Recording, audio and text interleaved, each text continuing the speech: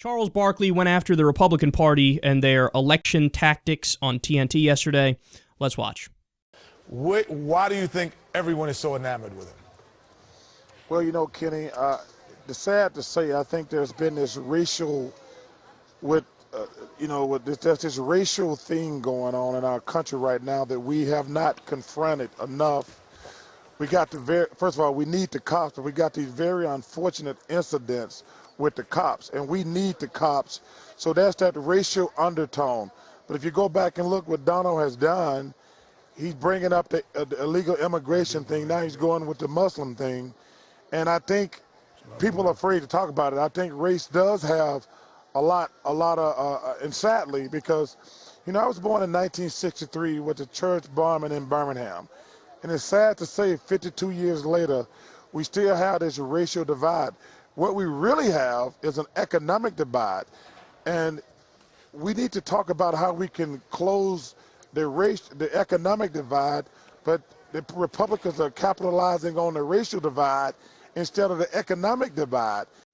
Which candidate talks all the time about the economic divide and income inequality and how we can fight against it and what policies we can do to fix it? I can't think of his name right now. Shame that person gets 23 times less coverage than Donald Trump, isn't it? Charles Barkley absolutely nailed it there, because he's pointing out what is honestly the oldest political trick in the book for the elites to do.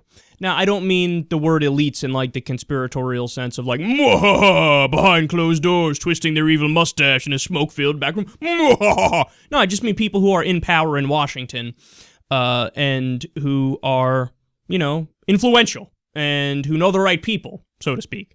So what they do is you make poor people and middle-class people who are white scared of poor and middle-class brown and black people. And then, as you watch them fight amongst themselves, you run out the back door with all the money as you rig the political system in your favor. Now, I know that, you might think, well, that sounds conspiratorial, but it's not, because the entire strategy of the Republican Party for decades now, they've admitted Southern strategy. Ever since the Civil Rights Act was signed by Lyndon Johnson, and he famously said, we just lost the South for a generation, the Republicans said, great, thank you, we're going to capitalize on that. We'll take all the former Dixiecrat racist Democrats. You can all come to our side now. The Republican Party will be the party of the white people and the elites.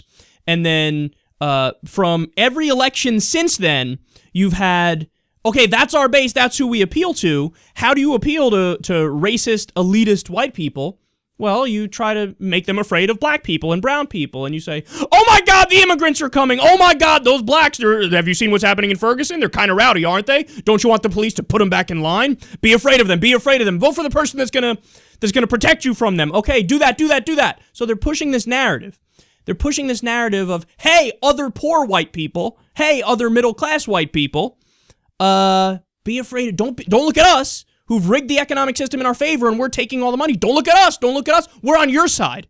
And you're against those crazy brown people and black people, aren't you? I mean, come on. You see what's happening overseas? Look at these Middle Easterners. Look at these Arabs and what they're doing. They're running wild. Aren't you scared of them? Don't you want to do something with immigration? Oh, the Hispanics.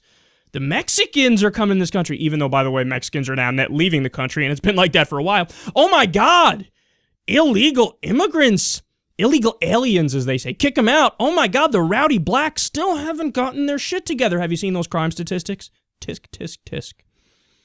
But what's the reality? Where is it counted in those crime statistics? The trillions of dollars that Wall Street stole from the American people when they did predatory loans and their entire business model was fraud? Does that count in the crime statistics? No, of course not. But see, that's what they don't want you to look at.